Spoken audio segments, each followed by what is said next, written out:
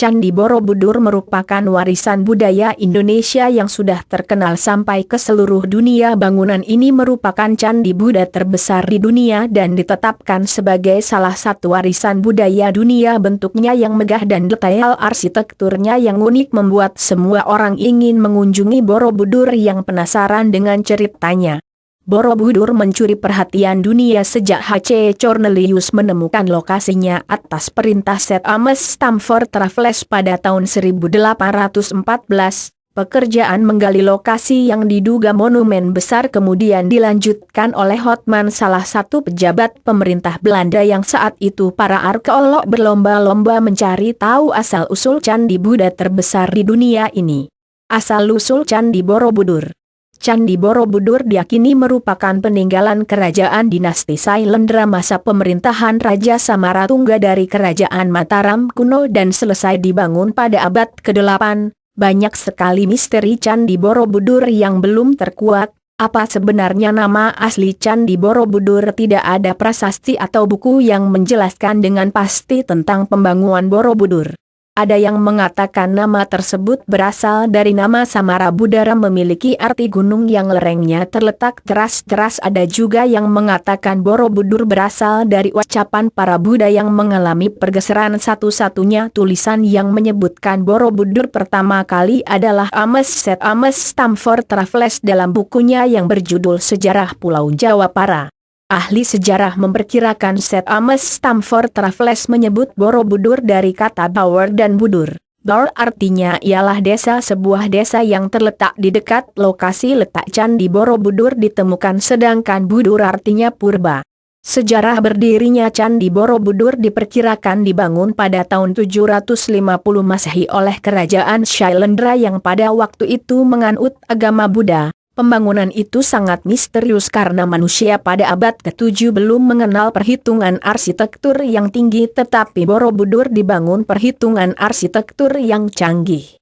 Hingga kini tidak satu pun yang dapat menjelaskan bagaimana cara pembangunan dan sejarah Candi Borobudur ini. Sudah banyak ilmuwan dari seluruh penjuru dunia yang datang, namun tidak satu pun yang berhasil mengungkapkan misteri pembangunan Borobudur. Salah satu pertanyaan yang membuat para peneliti penasaran adalah dari mana asal batu-batu besar yang ada di Candi Borobudur dan bagaimana menyusunnya dengan presisi dan arsitektur yang sangat rapih. Ada yang memperkirakan batu itu berasal dari Gunung Merapi, namun bagaimana membawanya dari Gunung Merapi menuju lokasi candi mengingat lokasinya berada di atas bukit. Candi Borobudur memiliki 72 stupa yang berbentuk kelonceng ajaib. Stupa terbesar terletak di puncak candi sementara yang lain mengelilingi stupa hingga ke bawah.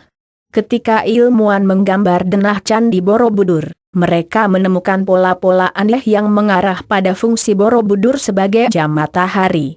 Jarum jamnya berupa bayangan stupa yang besar dan jatuh tepat di stupa lantai bawah, namun belum diketahui secara pasti bagaimana pembagian waktu yang dilakukan dengan menggunakan Candi Borobudur. Ada yang mengatakan jam pada Candi Borobudur menunjukkan tanda kapan masa bercocok tanam atau masa panen. Misteri Candi Borobudur dan angka 1.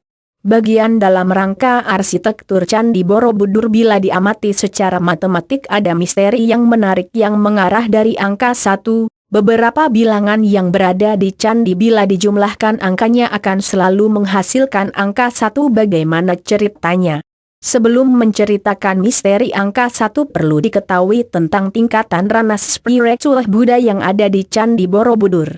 Tingkatan yang pertama adalah Kamadhatu, yaitu dunia yang masih dikuasai oleh kama atau nafsu rendah. Bagian ini sebagian besar tertutup oleh tumpukan batu yang dibuat untuk memperkuat konstruksi candi. Tingkatan kedua adalah Rupadatu, yaitu dunia sudah bisa membebaskan diri dari nafsu tetapi masih terikat rupa dan bentuk area tersebut adalah 4 pundak keras yang membentuk korang keriling yang ada pada dindingnya dihiasi galeri relief lantai yang berbentuk persegi. Pada 4 lorong itu ada 1.400 gambar relief panjang relief seluruhnya 2,5 km dengan 1.212 panel dekoratif. Tingkatan ketiga adalah Arupadatu, merupakan tingkatan tertinggi yang melambangkan ketiadaan wujud yang sempurna pada area ini. Denah lantai yang berbentuk lingkaran. yang melambangkan bahwa manusia telah bebas dari segala keinginan dari ikatan bentuk dan rupa namun belum mencapai nirwana. Pertama, Candi Borobudur memiliki 10 tingkatan. Jika dijumlahkan 1 ditambah 0 hasilnya 1 angka 1 lainnya muncul pada area Warupadatu. Area ini adalah area 4 tingkat paling atas candi. Pada tingkat pertama terdapat 1 candi, tingkat kedua terdapat 16 candi, tingkat ketiga terdapat 24 candi, tingkat keempat terdapat 32 candi. Jumlah candi yang berada di area Warupadatu adalah 73 buah. Jika dijumlahkan 7 dan 3 hasilnya adalah 10, dan jika dijumlahkan lagi 1 dengan 0 hasilnya 1, angka 1 yang terakhir muncul pada jumlah keseluruhan pada patung candi Borobudur. Ada 505 buah patung di sana, bila angkanya dijumlahkan hasilnya juga angka 1. Candi Borobudur dibangun di atas sebuah danau purba. Misteri tentang adanya danau purba muncul ketika seorang seniman Belanda mengajukan sebuah teori bahwa dulunya dataran gedung tempat Borobudur berdiri merupakan sebuah danau. Jika dilihat dari atas, Borobudur melambangkan sebuah bunga teratai. Teratai biasanya tumbuh di atas air. Postur Buddha yang berada di puncak Borobudur melambangkan sutra teratai yang banyak ditemui dalam naskah agama Buddha. Teori ini menimbulkan pertentangan yang cukup pelik. Para arkeolog menemukan bukti-bukti arkeologi yang membuktikan bahwa kawasan sekitar Borobudur pada masa pembangunan candi adalah dataran kering, bukan dasar danau purba. Sementara pakar geologi malah mendukung seniman Belanda ini. Mereka menemukan endapan seniman lumpur di dekat candi. Penelitian ini dilakukan tahun 2000 dan mendukung keberadaan danau purba di sekitar Borobudur. Bukti tersebut menunjukkan bahwa dasar bukit dekat Borobudur pernah kembali terendam dan menjadi tepian danau sekitar abad ke-13 dan ke-14. Itulah penjelasan tentang Candi Borobudur yang membuktikan bahwa nenek moyang kita mampu membuat karya megah sepanjang masa. Semoga karya ini terjaga dari generasi ke generasi. Relief Candi Borobudur dan kisah Mahabharata. Di dalam Candi Borobudur terdapat sebuah relief yang mengisahkan tentang satu karya sastra yang cukup terkenal, yaitu Mahabharata. Mahabharata ini sebenarnya bukan kisah nyata dan juga bukan kitab agama karena penulisnya bukan nabi, tapi Mahabharata ini karya sastra dalam kitab Adiparwa. Itu Mahabharata kitab pertama. Nah, ada kisah mengenai Pandawa dan Kurawa. Keduanya leluhurnya sama, yaitu bangsa Kuru, tapi mempunyai sifat yang berbeda. Kurawa khususnya Duryodhana itu mempunyai sifat yang licik. Dia penengan kuasa. Ini warisan kerajaan oleh kelompoknya Kurawa atau yang terwakili 100 orang dengan Duryodhana ini.